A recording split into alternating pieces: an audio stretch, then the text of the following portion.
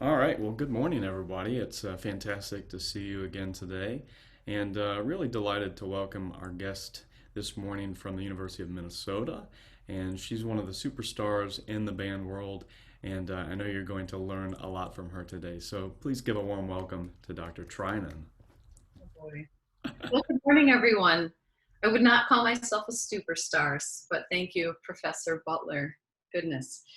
So it's great to see you all. And show of hands, either virtual hand or real hand. Did you all get the document? I think I sent it maybe yesterday. I know there wasn't much time. Okay, great. So that document, if you've got that, you can certainly reference that as we speak today. But this is a very comprehensive and pretty lengthy, if we were to print it out, it would, be this thick of paper. But this is what I use every time I talk about score discovery or score analysis. And there is a lot of material on there. I think if you're familiar with the Frank Battisti Guide to Score Study, the Battisti and Garofalo book, a lot of my material comes from that. So it's not really all that new and inventive, but I kind of put it through my own lens with a few different ideas and maybe some things that I would just say come from a different point of view. But what I like about this is it takes kind of a lot of ideas, mainly from that book, but from other sources that I've experienced over the years, and puts it into, I guess, my framework and my own point of view. If you scroll through the document, you don't have to do that now, but just when you look at it, there's a lot of kind of philosophical things to think about, and then just really practical black and white stuff to think about. You'll see on like pages 7 and 8, I believe, or 8, are just musical abbreviations, things that you're probably like, what is that? But it's pretty obvious stuff. But these are abbreviations you might see in a score, so that's why I thought it's just handy to have a little guide. Score order kinds of details, again, as you go later on. These are, again, just pretty basic stuff that other books or guides would also include. You will see on pages 12, 13, and 14, I extract exactly like 3 pages from the Battisti and Garofalo book. Those resources are indicated there, but I just wanted to just take you through that. And then you'll see one of the things that I do a lot and make all of my students do, which is a flow chart. And this is of the first movement of the Holst for Suite in E flat. You don't necessarily have to pull up that score, but if you can get up that score, that might be nice through the IMSLP website as well. But that will be kind of the launching pad, at least some things that I'll talk about through our time today. But I would say the kind of the best nugget of information and content on this handout is page 17 through 20, the last few pages. And this is something that I've been using a lot in multiple contexts, actually. And I can't take a lot of credit for it, except it's called Music as a Narrative Vocabulary List. This was something that actually one of my theory professors in graduate school gave to all of us as kind of like descriptors when we were looking at piano scores or any kind of a score. And this music as a narrative list, I know I actually don't have a great PDF of it. It was back in the day before PDFs existed, if you guys can remember that. But so I have this kind of old photocopy that just gets bounced around.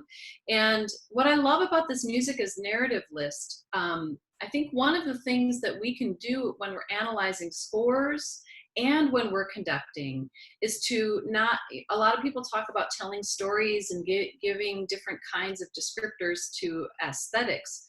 But I always find like students just come up short with words. They're like, I don't know, it feels pretty, or it's soft, or it's loud, or it's fast, or slow.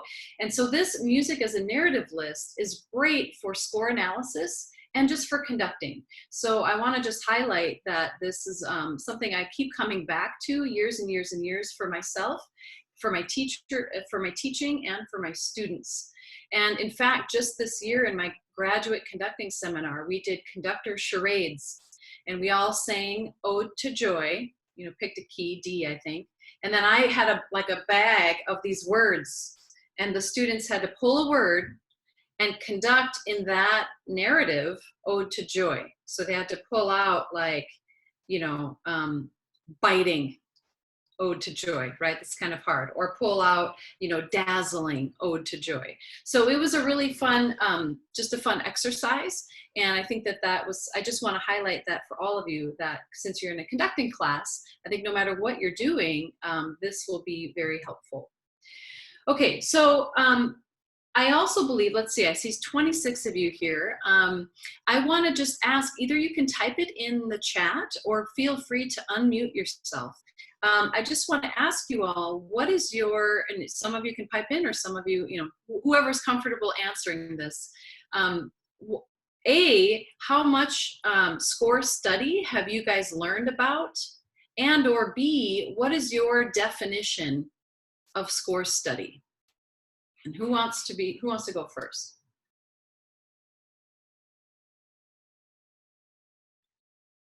Uh-oh. Dr. Butler, I might need your help on this. Do we assign someone?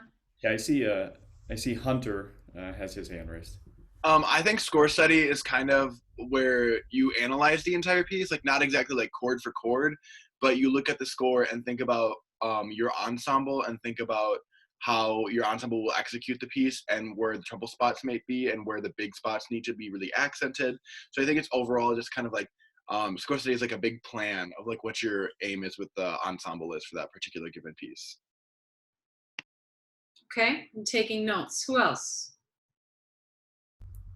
How about Brian Sear, one of our student teachers this semester? For me, I think of score study kind of as like I would learn a piece of music on my instrument. So getting really familiar with all of the parts of it, and forming an interpretation. And along with that, kind of what Hunter said, identifying potential problem areas and things like that. But I think of it mostly as really just familiarizing yourself with the piece and developing your own interpretation. Great. Any other thoughts? Elijah, I see your hand. Along with what Brian and Hunter said, I also think of it as figuring out what the composer intended and wanted throughout the piece, and becoming familiar with that. Great. Anything that hasn't been addressed yet?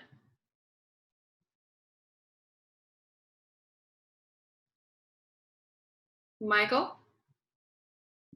I also think getting a solid interpretation of the piece as well, and trying to come up with components to share your interpretation with your students, I think is also important with score study. All right, good. I might jump in here too, if that's okay. Please. I'm actually one of the other professors at the university, and I conduct the orchestra. And when I was in a conducting class in graduate school, our wind ensemble conductor actually kind of gave a really great analogy that kind of stuck with me, and that is that every piece is kind of like a safe, and whatever means you would need to go through, whether it's tempo, dynamics, orchestration, instrumentation, and it's probably a combination of those things, but you have to try to find the combination for that safe in order to kind of unlock your interpretation and what you want to say musically, and communicate with both the performers and the audience on that. That's wonderful. I love that analogy. Is there anyone else that would like to add to that before launching some other ideas? Okay. Well, first of all, these are all terrific answers, and I agree wholeheartedly with everything. And I think this analogy of looking at every piece like a safe, I love that. I actually have a kind of a similar analogy that I'd like you to think about, and that is to look at every score like a friend. And you want to learn more about this person. And let's say either like a friend or like a stranger that you want to become, have that person be your friend. And I know that can seem kind of trite, but given a similarity to the safe analogy, every time we look at a score, and every time I look at a score, my brain immediately goes to, number one, what is the composer's intention? Number two, what is this music just trying to reveal about itself? And how am I going to get that information into not only my mind, but into my body? And I think about, sometimes I bring up the analogy of thinking about it like a friend, because friends have layers, right? And there's complexity, and there's contrast, and there are things that are conflicting, and every friend and every person is totally unique and different. And so I think understanding that every score is different, and every piece of music is like a person, is like, you know, an independent entity, I think is really important. And why I think that's important is because I don't know that you can take the, you know, the same template, even though you've got a big 20-page template now. I don't know that you can always take it and apply it in the exact same way to every single score and expect to have the same kind of outcome. Again, kind of like a friend, right? You're going to have to like adapt a little bit of these tools to really dig into the score and to take that score and kind of own it for yourself. My goal in general for score study, first of all, and this is something that Alan McMurray and I were chatting about, in fact, just a couple weeks ago, that when you say the word score study, a lot of people tend to bristle at that because it sounds super academic, right? Like, oh no, I have to figure out the form and I have to do the analysis, and I'm bad at E-flat transposition, and I don't know how to, you know, figure out if this is inversion. I don't know, like people panic whenever they hear a little, especially younger people or people just getting started, that they get anxious about the idea of study, and then that can make it kind of sterile. So I try to say that instead of score study, it's score discovery. And again, looking at each piece of music like you're trying to learn about what it is, who it is, and what it's trying to say to you, much like a friend, I think might just reframe the idea of what score study is. And again, each piece is totally, totally unique. So if you look at just the first page, I'm going to just talk a little bit about, you know, kind of, you can all read, so I'm not going to just regurgitate what you see on this, but just talk and highlight a couple of things that I do for myself and kind of the journey that I take myself through in every score. And again, if you've looked at some of these books that I referenced, like the Battisti, some of this will seem very familiar, and you'll be like, yep, been there, done that. So the goal and purpose. One of the things that I think is challenging for all of us, especially when we just get started, is to find our own voice in the process. And for me, I like to just equip my mind with as much content as possible to learn about the composer, learn about the composition, learn about the intention that the composer is trying to say. But all of that has got to come through my lens. So I try really hard to not let Fred Fennell's interpretation or Don Hunsberger's interpretation or fill in the blank interpretation influence whatever it is that I'm trying to learn. So the first thing, I do not advocate throwing on a recording ever. I mean, you can listen to that, I think, for some skills for sure, but I just challenge you to be careful or to be mindful that the more you know, if you start like cracking open that first suite in E-flat and you throw on the Fennell version, you will absolutely be influenced by that, whether you think you will or not. Even if you're just listening to, you know, the chords or the, you know, the melody. So I encourage you to try to use your eyes and whatever musician skills you have. If you're not great at the piano, that's fine. Play it on your instrument, plunk it out, you know, certain lines at the piano, sing, but do whatever you can to trust yourself first before you throw on recordings of other interpretations. So that's why for me, the second bullet point is on goals and purpose is to develop an informed personal interpretation. The first one is composer's intent, and second is finding it through your own vessel. I think that's really, really important, and not recreating your teachers or other people you admire's perspectives. So the rest, you know, understanding historical relevance, understanding how to transpose, all of that stuff. You can read the bullet points through that. But I think the biggies are really trusting yourself, even if you're just getting started, and trusting that that process is necessary to get your own interpretation. The other thing that I like to think about, and it's kind of embedded in this, but I always make sure that I've got a notepad with me and I write down a lot of questions about the music right away. And I'm not writing down questions to make sure that I have an answer immediately. I just write down questions because I'm curious. So for example, Holst first suite in E flat. The first question I'll ask myself is, well, what's a suite? So let me pose that to any of you guys. If you were in a music class and there was a test, someone just handed out a test and you were going to pass or fail by this one question, what's a suite? Who's got an answer?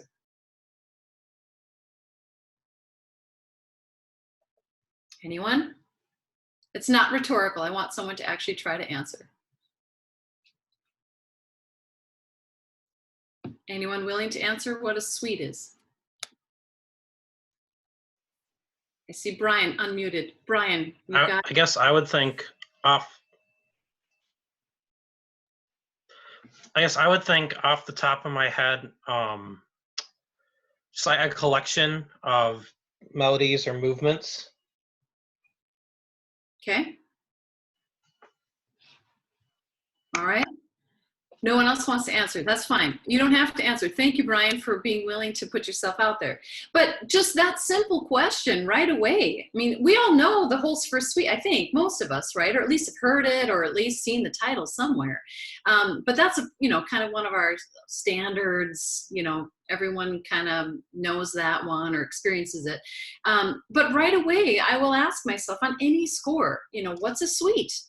And I think just having, and even if you don't know the answer, and for many of you, you're probably like, gosh, I don't know, how would I answer that?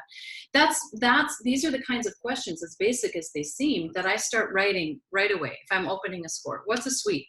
Who's Gustav Holst? Where did he come from? When was he alive? What did he do? Okay. So so the biggies are, we got to get into what, in my opinion, get into what the composer's trying to say, putting it through your lens, and then asking a lot of questions. Okay, ideal skills. One of the things that is really tricky in score study, I think, is, and with teaching in general, especially conducting classes, is that we as teachers have no idea what you as students can hear. So a lot of conducting is focused on patterns, reacting, score study, all of these elements. But at the end of the day, your oral skills are what is going to make you successful on the podium. And nobody likes ear training, right? I mean, nobody likes sight singing and ear training. If you don't know modus novus, you will if you go to grad school. Nobody likes this stuff. It's tough. I didn't like it in undergrad, all that. But at the same time, if you don't have developed ears, it's really, really hard to just, to I think, be really successful on the podium. How does that apply to score study? Well, for me, when I was your age, I had a really tough time with transpositions. I had to literally write every letter name out. I'd take the E flat alto sax and I'd write out G, A flat, F. I'd write those letter names out and I would do it linearly. I mean, it took forever on every part. Some of my old scores, like Posey scores, literally has every single note name of every note. It's ridiculous. I got a new score. Anyway, but what that trained me to do was okay, now I can read it faster because I spent the time writing it all out. So I was very slow. I bring up the oral thing because when you look at a score, it's really overwhelming. Most of you go from looking at your one part, trumpet part, clarinet part, whatever, to all of a sudden looking at 40 parts, right? And that can be very overwhelming.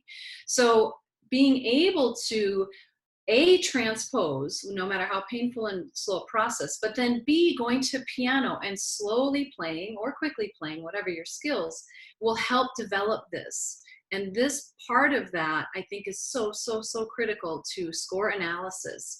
And then over time, your ears and your eyes will just start to move faster. And then you'll be able to just hear a little bit better inside the score. Okay. Anyway, so ideal skills are all laid out there.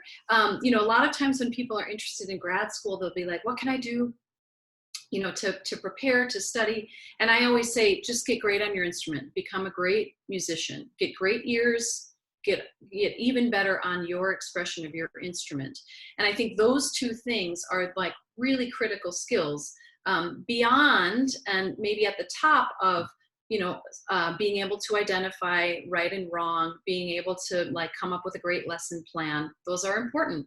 But I think being able to make great music on your instrument, whatever that is, and hearing is 1 and 2, and then the rest are kind of underneath that. Materials, basic, right? Make sure you've got metronomes, pencils, all that stuff. Okay, so the first stage, I've broken this down, I think, into 3 stages. We're not going to get through all of this, but the first stage, I want you, if you can, open up your IMSLP link to the score. And I know this is not the Matthews edition. This is like the original one, I think 1909, if I'm not mistaken. 1921, sorry. The publication of it. Okay, so right away, I mean, you can just look at that. I mean, this is super basic, right? And you do this with any score, right? Read the cover.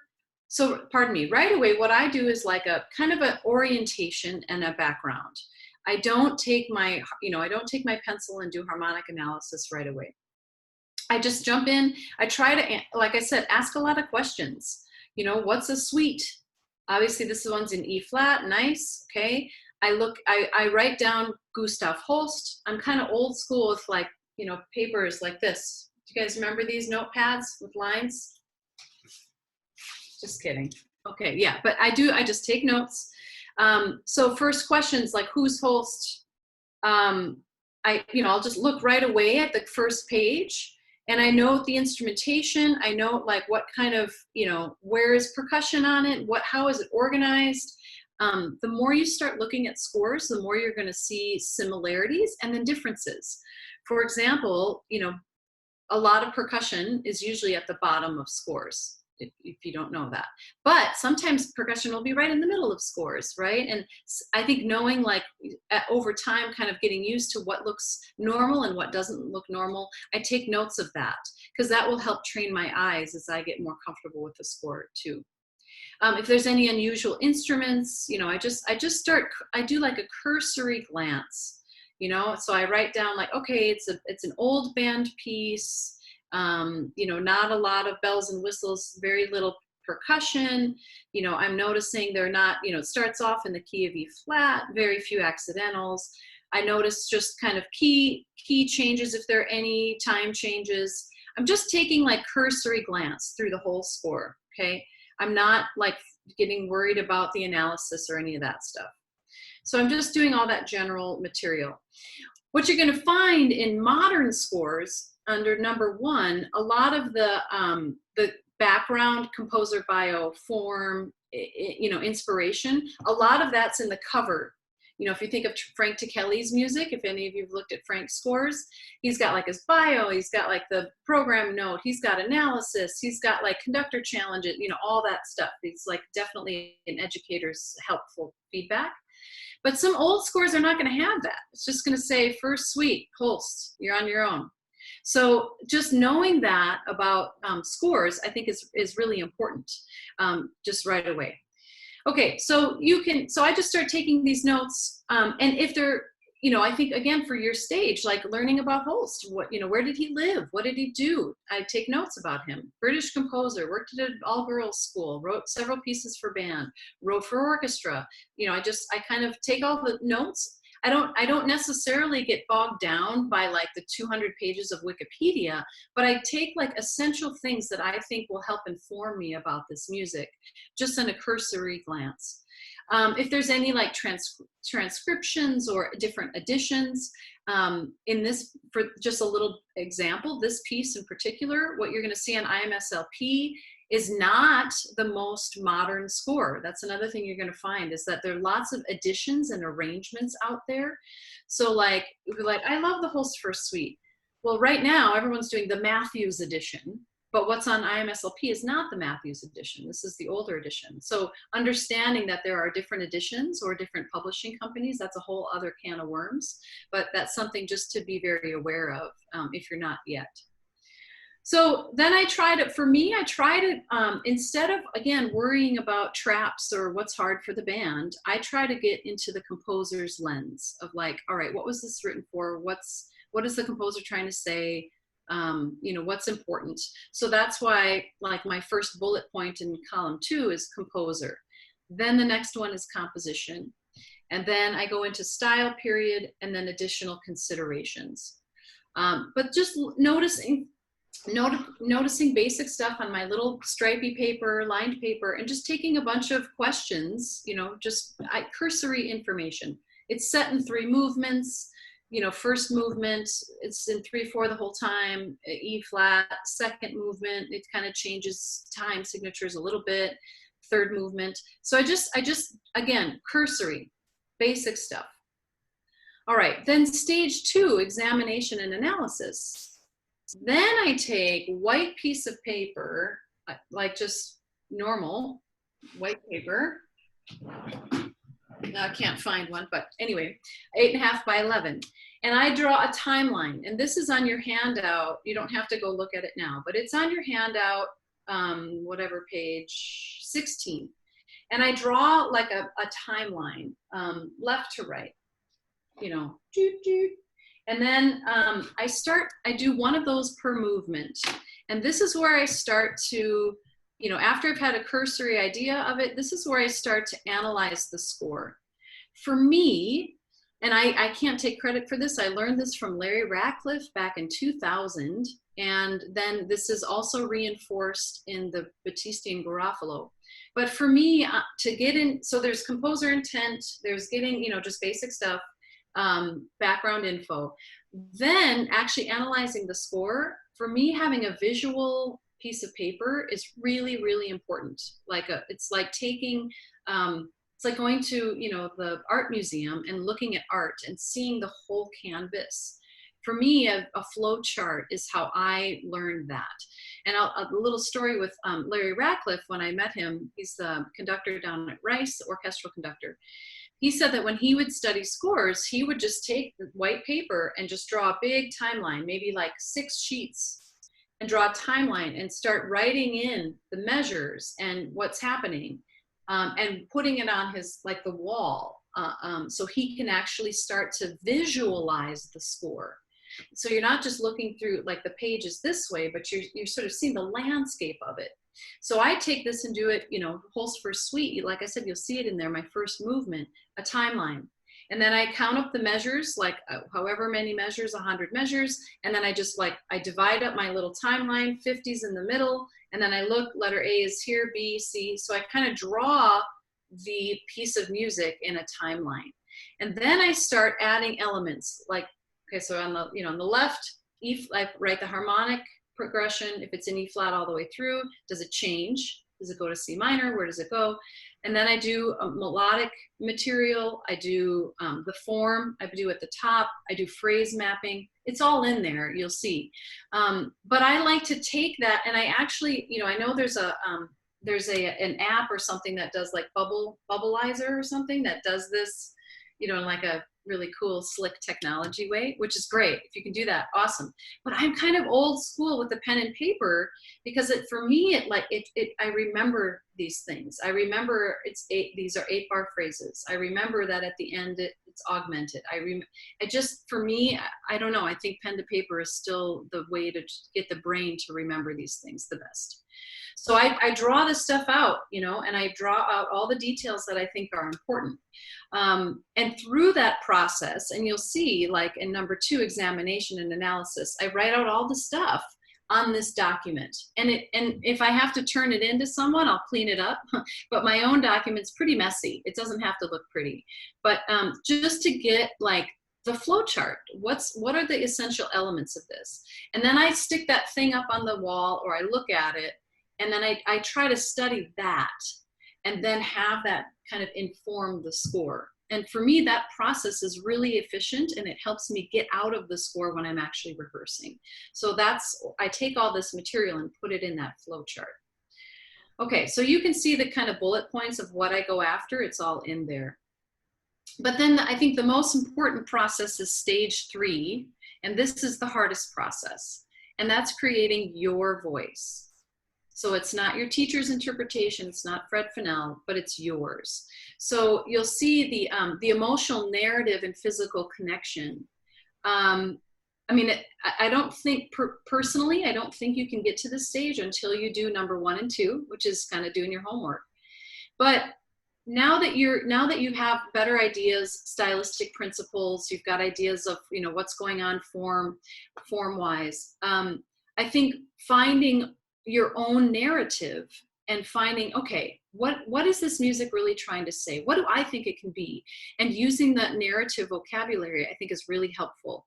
In fact, I make all of my students like take that narrative, and once they do their flow chart, they actually have to write a word in each phrase.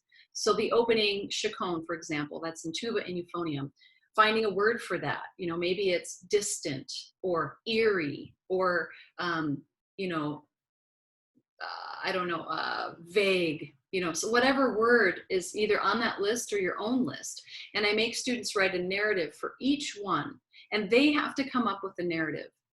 And I think that that's a really important step, because I do think it's not that you can't take your teacher's interpretations, but I do think it's important to find our own. So then notice some of these bullet points. I think sometimes when we just get started, we want to do it right. We want people to tell us it's good. We want to succeed, achieve, all that stuff. And I think sometimes we need like other people to tell us our interpretation is good for us to feel good about it. But I think the thing that I want to encourage you to do is whatever your interpretation is, commit to that unashamed, unabashedly. And then if a teacher says, well, gosh, I don't think that opening statement is boisterous, I'm going to challenge that. But if you go up there and by goodness, you're going to say this is boisterous and here is why you've studied it, here's how you feel about it, I think that that's a much better place to be, overcommitted on something. And then let the critics come and tell you maybe that's not the right move, or not the right interpretation, or not the right, perhaps a different interpretation would be stronger. But I think what happens is a lot of people just don't commit to something. So I think finding something for you, if you need a story, whatever, but finding something for you to really commit is important. I encourage you to sing all the parts. Sing all the parts, even if your singing is terrible. You know, most of us play instruments because we're not comfortable singing, right? We have to sing to get through oral skills, you know, and whatever, chorus class. But if you're not comfortable with that, you've got to start to just get comfortable, even if you don't love your voice. But sing all the parts, feel like you've got the style. So don't just sing like da da da da da da. But try to sing in the character. You know, if your character is mysterious,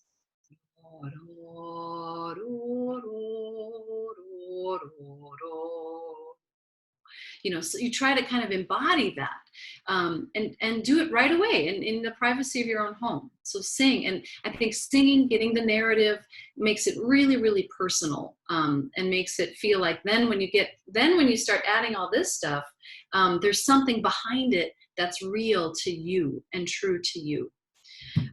Okay, so you can see the various bullet points there: moving, singing, moving with grooves. You know, you can read, so I don't need to have you do that.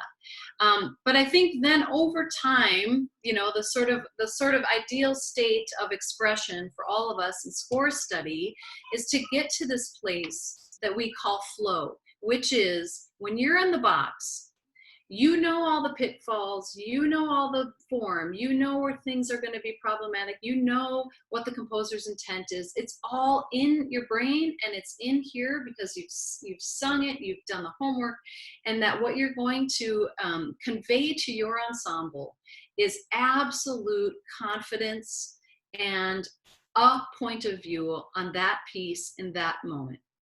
And I think that's the ultimate goal.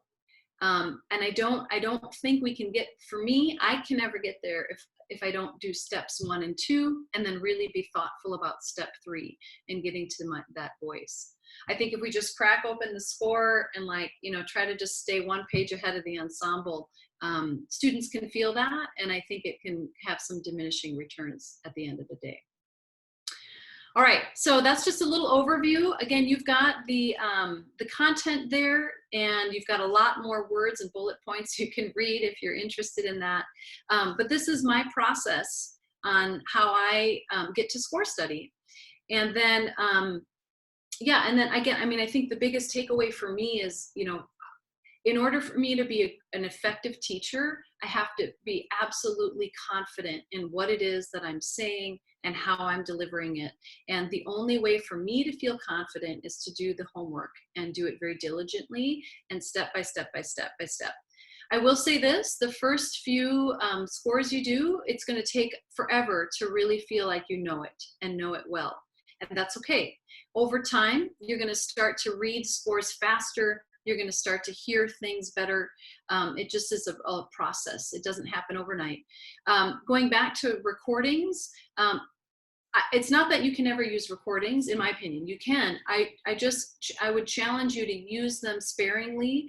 Try to figure it out first. Force your brain to work on it first. Maybe use recordings for different interpretive ideas. Don't just listen to 1, listen to 5. So then you've got like 5 different versions, and you can be like, well, why did that person slow down right there? The score doesn't say to slow down. Why are they taking, why does this, all of a sudden the bassoon is really loud and it's supposed to be piano? So just, I think making sure that when you're listening critically and not listening to do the homework for yourself. One little story, and then I'll ask questions, and then we can talk about rehearsal stuff. Where I found this to be like really kind of a fun story, and kind of, I felt good about this. We don't always feel good about what we do in life, but this is one of those rare moments. I was at a conducting workshop. I think it was like 2007 or something. And Lincolnshire Posy was the piece. And I was doing the 5th movement. And I'm not going to sing it and bore you, but there's a part in there where Granger says, slow off lots. And it's in 2/4, yum bum bum beam bum bum bum. It's 2/4, and then 2/8. I don't know, 4/8. I think it's 4/8, and then 3/4 or something like that. But anyway, it says slow off lots, and then everyone conducts the 8th notes in the 4/8 bar, and then people. I think it's 4/8 plus 3/4, and that's right before the piccolo thing, and then Granger says slow off lots. The 8th note is the pulse, right? So I do the yum bum bum beam bum ba 1 and 2 and 3 and release is what the score says. Fred Fennell doesn't do that in his recordings. Fred Fennell goes yum bum beam bum bum bum. Okay, so I did it the way that I had studied it, which is slow off lots. 8th notes get slower and slower through the whole thing. That's where the dots go. And Frank Wicks, who was the director at Louisiana State, LSU, he's now retired, was the clinician. And he's kind of a bold Southern guy. And he's like, whoa, what's going on with that? Why are you going so slow in that 3/4 bar? Why are you beating 6 beats? And I was like, well, Mr. Granger says slow off lots. Right here, the 8th notes, the subdivision. So I'm keeping the 8th notes consistent through this 3/4 bar. Now, at the time, Frank Wicks was probably 65, 70 years old. And he came up, walked up. And this was, by the way, with the West Point Academy Band. This wasn't with like a, high school group or something. So the West Point players are just sitting there like, oh boy.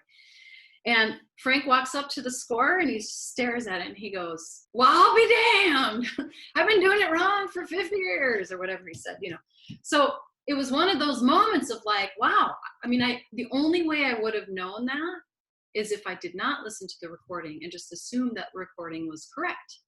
And it was just through score study. So that proved a lot to me at a younger age, that we have to trust our eyes. We have to trust what the composer says, number one. And then when we hear people do something different, we have to question that and wonder what it is that might be motivating that. All right, before we jump into any rehearsal ideas, any questions, and please have some. I'm sick of hearing my own voice. Any questions on score discovery?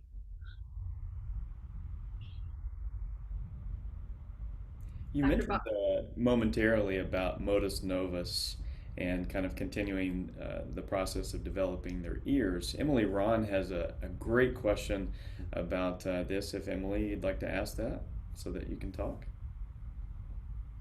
I think something I've just been trying to research a little bit more out recently is what types of exercises and things can you do every day to improve your ear training, because it's something that is kind of daunting. It's a big task, but I think taking it in small chunks every day to help build it up is something I'd like to do more of, but I'm not always sure exactly what exercises or what things to work on to do that.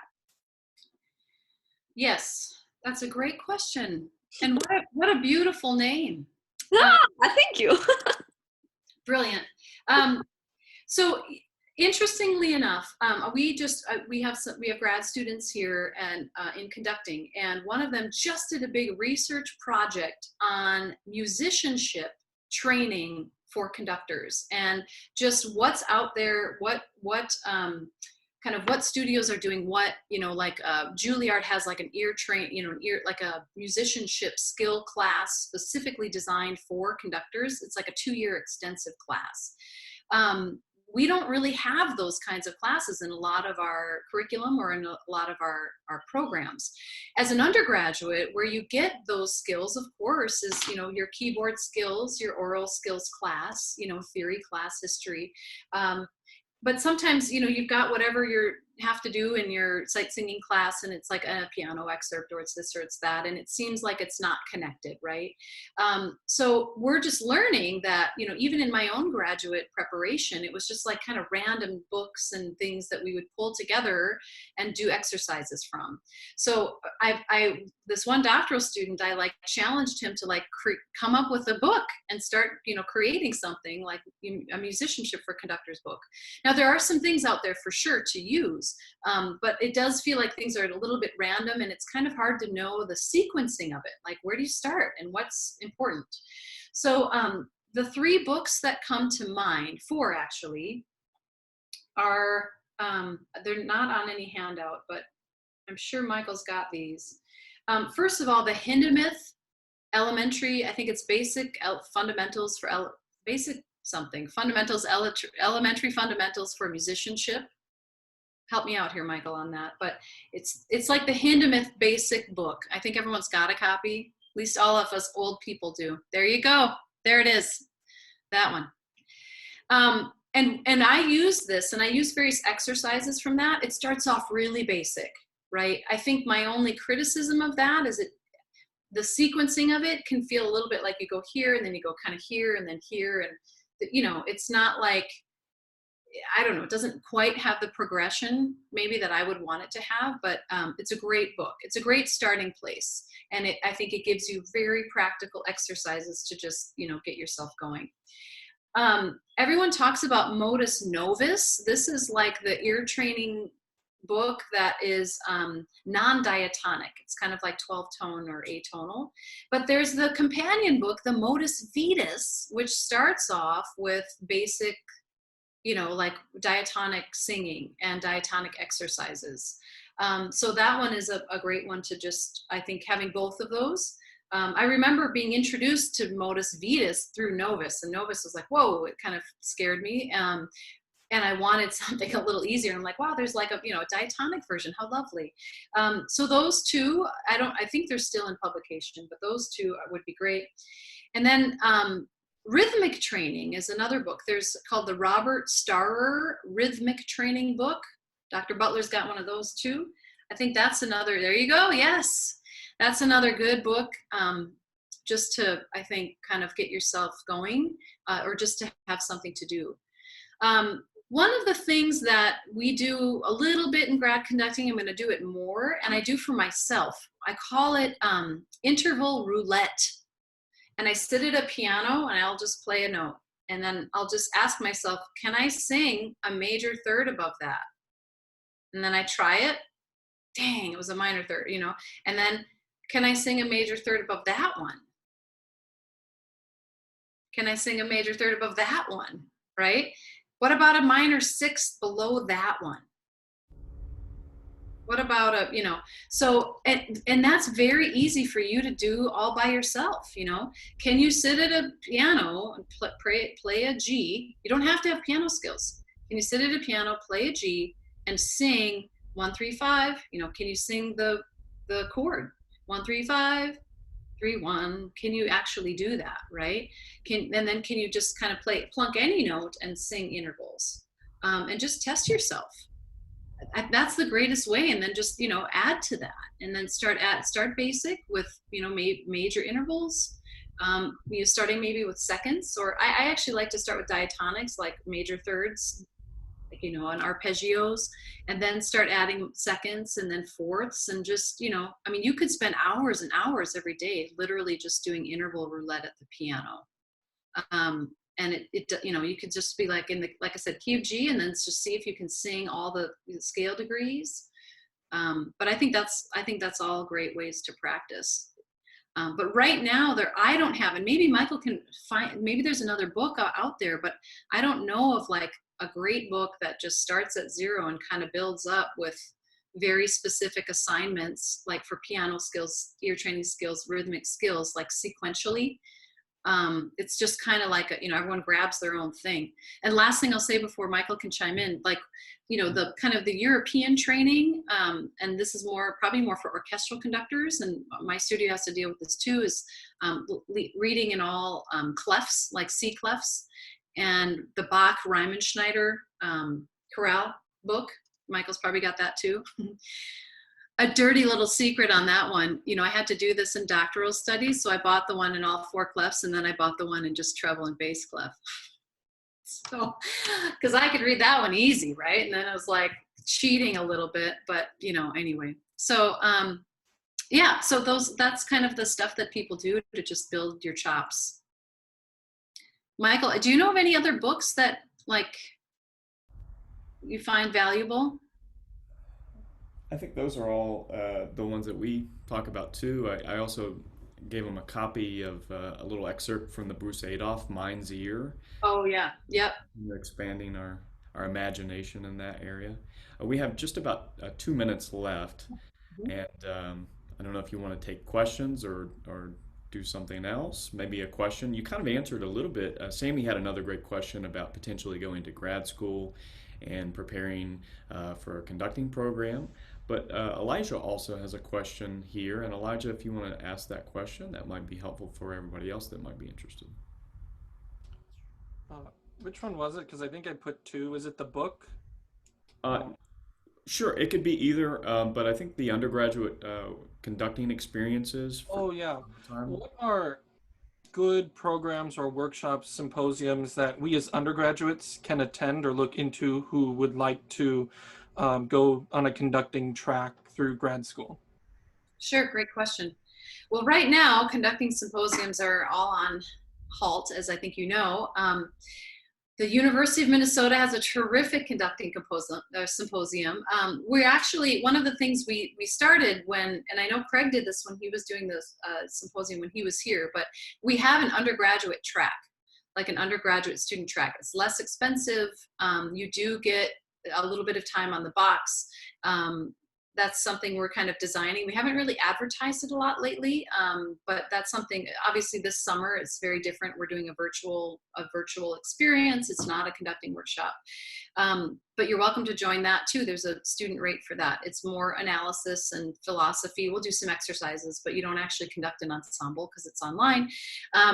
But in the future, we have a design track for undergraduates. So that's something to look at, or people that, you know, maybe want to observe and they don't necessarily want to conduct.